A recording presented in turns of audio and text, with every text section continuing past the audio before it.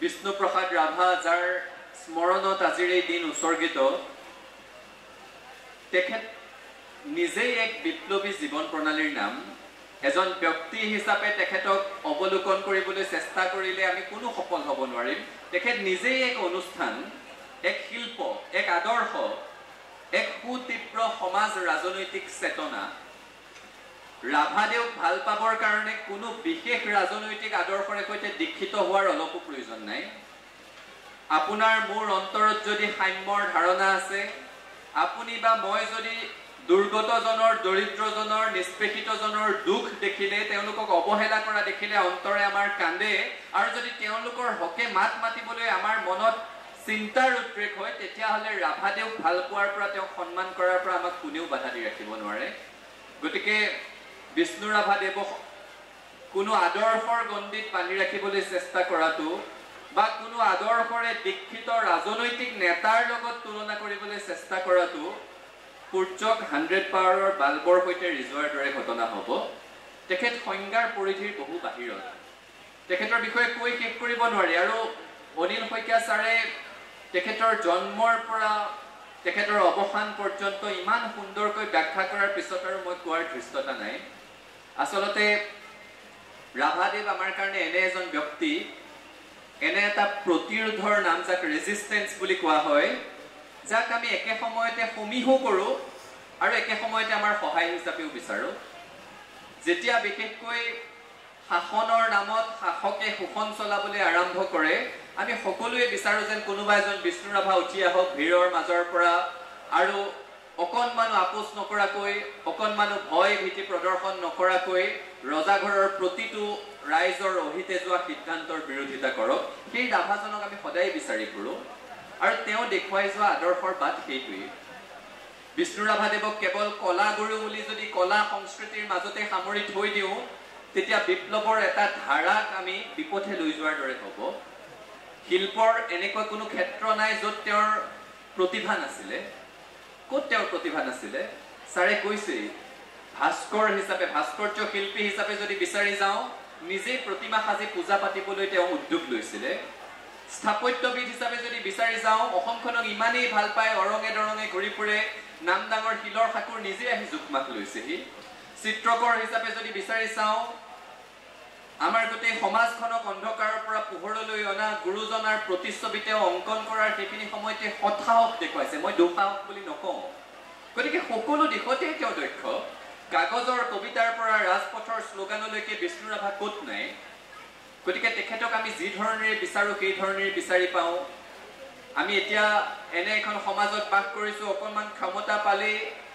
অকণমান ভোগ কৰাৰ সুযোগ পালেই নিজৰ কাৰণে নিজৰ পৰিয়ালৰ কাৰণে ক'ত ক'ত মাটি সম্পত্তি গোটাব পাৰোঁ সেই চিন্তনত আমি থাকোঁ কিন্তু তাৰ বিপৰীতে বিষ্ণু ৰাভাদেৱ এনে এক চেতনা আছিল নিজৰ পিতৃৰ পৰা উত্তৰাধিকাৰী সূত্ৰে পাবলগীয়া 2500 বিঘা মাটি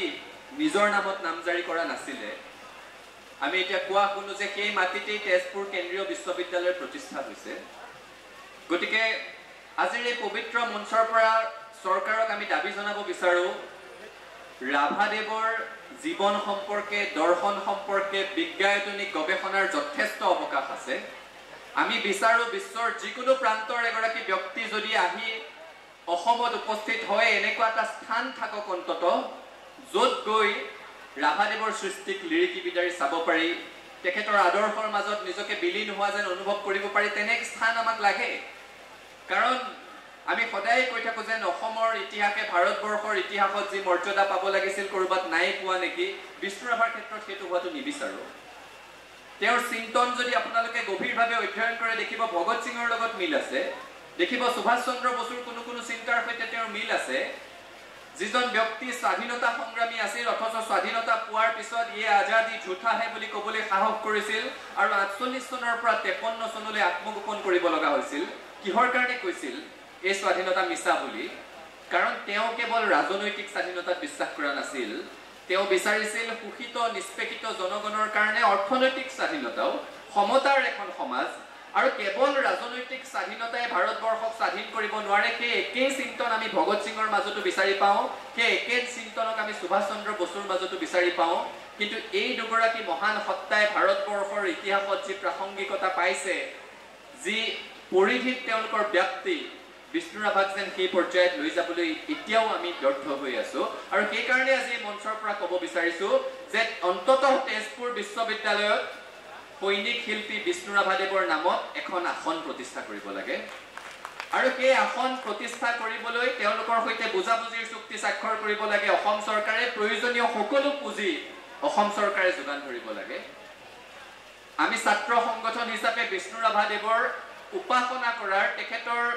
জীৱন তেখেতৰ দৰ্শনক উদযাপন কৰাৰ অৱকাশ নিশ্চিতভাৱে আছে তেখেত অত্যন্ত মেধাৱী ছাত্ৰ আছিলে সেইখিনি সময়ৰ অবিভক্ত দৰং জিলা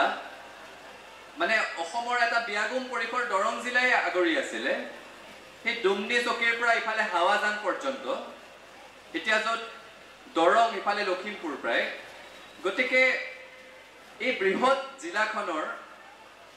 প্ৰথম স্থান লাভ কৰি সোণৰ পদক লাভ কৰিবলৈ সক্ষম হৈছিলে যিজন ব্যক্তি মেধা ইমান উচ্চ পৰ্যায়ৰ আছিলে একেগৰাকী ব্যক্তিয়ে নিজৰ অধ্যয়ন কালত পদাৰ্থ বিজ্ঞানক সন্মানীয় বিষয় হিচাপে লৈ পঢ়া শুনা কৰিবও সাহস কৰিছে আকৌ ইংৰাজী সাহিত্যক সন্মানীয় বিষয় হিচাপে লৈ পঢ়া শুনা কৰিবও সাহস কৰিছে কিন্তু এই ছাত্ৰ জীৱনটোত এই ছাত্ৰৰ সময়ছোৱাত সচৰাচৰ হোৱাৰ দৰে তেখেতেও জাতি প্ৰেমেৰে সৈতে উদ্বুদ্ধ হৈছিলে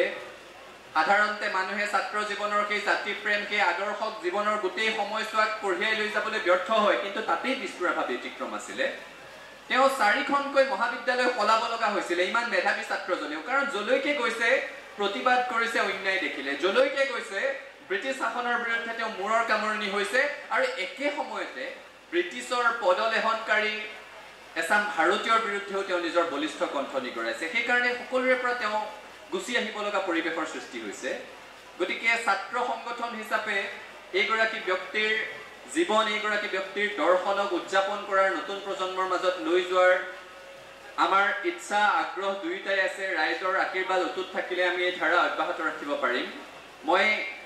আৰু দীঘলীয়া নকৰি চৰকাৰক শেষত আকৌ এবাৰ আহ্বান জনাব বিচাৰিছো আমাৰ শিল্পীসকলক যিসকল লোকে আমাৰ সাংস্কৃতিক বৰঘৰ চহকী কৰি থৈ গ'ল আজি জ্যোতিপ্ৰসাদ আগৰৱালা 370টাতকৈ অধিক তেখেতৰ গীত উদ্ধাৰ হৈছে গীতৰ কথা উদ্ধাৰ হৈছে কিন্তু সুৰৰে সৈতে মাত্ৰ প্ৰায় 63টামান গীতহে আমি পাওঁ বিষ্ণু ৰাভাৰ বেলিকাও একেই 130টাতকৈ অধিক গীত উদ্ধাৰ হৈছে কিন্তু প্ৰায় 47টামান গীতহে সুৰৰ সৈতে পাওঁ কেতিয়াবা অনুভৱ হয় বাকী গীতসমূহ যদি তেওঁলোকে সুৰ কৰি থৈ যাব পাৰিলেহেঁতেন আমাৰ চাগে সংগীতৰ জগতখন আৰু 100 বছৰ আগবাঢ়ি থাকিলেহেঁতেন আমি সেই সকল লোকক কি ধৰণেৰে সন্মান কৰা উচিত উত্তৰ চুবুৰীয়া ৰাজ্যবোৰৰ পৰা অলপ শিকিব লাগে অহমিকাৰ প্ৰশ্ন হিচাপে লোৱা অনুচিত এইবোৰ কথা মই পশ্চিমবংগৰ কথাই ক'ব বিচাৰিছো শান্তি নিকেতনক বিশ্বৰ পৰ্যটকৰ কাৰণে আকৰ্ষণৰ কেন্দ্ৰ হিচাপে তেওঁলোকে গঢ়ি তুলিলে আমাৰ ক্ষেত্ৰত কিন্তু তেনে ধৰণৰ ঘটনা আমি বিৰল আমি তেনেকুৱা ধৰণৰ ঘটনা দেখিবলৈ নাপাওঁ আমি কিমান দিনলৈ কৈ থাকিম যে ভূপেন হাজৰিকাদেৱৰ টালিগঞ্জৰ ঘৰটোৰ সংৰক্ষণ কৰিব লাগে লক্ষ্মীনাথ বেজবৰুৱাদেৱৰ সম্বলপুৰৰ ঘৰটোৰ সংৰক্ষণ কৰিব লাগে জ্যোতিপ্ৰসাদ আগৰৱালা বিষ্ণুপ্ৰসাদ ৰাভাৰ বাসগৃহ আমি সেইসমূহক সংগ্ৰহালয় হিচাপে গঢ়ি তুলিব লাগে আমি প্ৰতি বছৰে কেৱল এই দাবীসমূহ কৰি আছো কিন্তু চৰকাৰৰ গা নলৰে আমি কৈ এই কাৰণেই নাভাগৰো ঘঁহি থাকিলে শিলু খাই যায় কিজানি কিবা এটা ভাল উত্তৰ পাওঁৱেই মাজে মাজে তেনেকুৱা উত্তৰ পাওঁ কিন্তু ওচৰ চুবুৰীয়া ৰাজ্যসমূহলৈ যদি আমি চাওঁ ওচৰ চুবুৰীয়া ৰাজ্যসমূহলৈ যদি আমি চাওঁ আমি দেখা পাওঁ শান্তি নিকেতনৰ কথা ক'লো তাৰাশংকৰ বন্দ্যোপাধ্যায় তেখেতৰ বাসগৃহক পশ্চিমবংগৰ চৰকাৰে সংগ্ৰহালয় হিচাপে গঢ়ি তুলিছে জামিনী ৰায় শিল্পী তেখেতৰ বাসগৃহ সংগ্ৰহালয় হিচাপে গঢ়ি তুলিব চেষ্টা কৰিছে কাজী নজৰুল বাংলাদেশৰ ৰাষ্ট্ৰীয় কবি কিন্তু ভাৰতবৰ্ষৰ স্বাধীনতা আন্দোলনত অংশ লৈছিলে হুগলীৰ তেখেতে কাৰাগাৰত কাৰাবাস খাটিছিলে সলিটাৰী কনফাইনমেণ্ট তেখেতক দিছিলে তেওঁ কাৰাৰুদ্ধ হৈ থকা সেই কাৰাগাৰৰ কক্ষটোক সংগ্ৰহালয় হিচাপে গঢ়ি তুলিবলৈ সংৰক্ষণৰ ব্যৱস্থা কৰিছে আৰু তাৰ তুলনাত আমি বিষ্ণু ৰাভা জ্যোতিপ্ৰসাদ আগৰৱালা ভূপেন হাজৰিকা প্ৰতিমা পাণ্ডে বৰুৱা অম্বিকাগিৰি ৰায়চৌধুৰী কৈ থাকিলে তালিকাখন দীঘলীয়া হৈ গৈ থাকিব এই ক্ষেত্ৰত ৰাইজৰ ওপৰত আশা কৰি লাভ নাই ৰাইজে গাঁঠিৰ ধন ভাঙি তেখেতসকলৰ জন্ম দিৱস মৃত্যু দিৱস পালন কৰি আছে সময়ে সময়ে তেখেতসকলৰ গীতৰ কৰ্মশালা পাতি আছে তেখেতসকলৰ গীতৰ প্ৰতিযোগিতা পাতি আছে কিন্তু পুঁজিৰ বিনিয়োগেৰে সৈতে তেখেতসকলৰ চিন্তা তেখেতসকলৰ চেতনাক স্থায়ীভাৱে ৰাখি থোৱাৰ সংৰক্ষণ কৰাৰ দায়িত্ব অসম চৰকাৰৰ আৰু আজি পবিত্ৰ মঞ্চৰ পৰা সেই দায়িত্ব ল'বৰ কাৰণেও আহ্বান জনাই এই অনুষ্ঠানটি যোৱা 3টা দিনেৰে বুকুৰ উমেৰে সৈতে জীপাল কৰি নিজৰ অভিভাৱকত্বৰে সৈতে সাৰ্থকতা প্ৰদান কৰাৰ বাবে যোৰহাটবাসী ৰাইজলৈ আন্তৰিক ধন্যবাদ কৃতজ্ঞতা জনাই ছাত্ৰ সন্থাৰ এই অনুষ্ঠানটোক নিজৰ অনুষ্ঠান বুলি আৱৰি সামৰি আগবঢ়াই লৈ যোৱা আদৰণি সমিতিৰ প্ৰতিগৰাকী বিষয়ববীয়ালৈ আমাৰ অন্তৰ নিভৃত পুনৰ পৰা আন্তৰিক শ্ৰদ্ধা জ্ঞাপন কৰি পুনৰবাৰ সৈনিক শিল্পী বিষ্ণু ৰাভাদেৱলৈ শ্ৰদ্ধা নিবেদি মই মোৰ ক'বলগীয়াখিনি সামৰিছোঁ আৰু এই মিটিংখনৰো মুখনি মৰা বুলি ঘোষণা কৰিছোঁ আমি একেলগে আছিলোঁ একেলগে আছোঁ একেলগে থাকিম হাতে হাত ধৰি আগবাঢ়িম সফলতাৰ আকাশ চুমিম ধন্যবাদ জয় অসম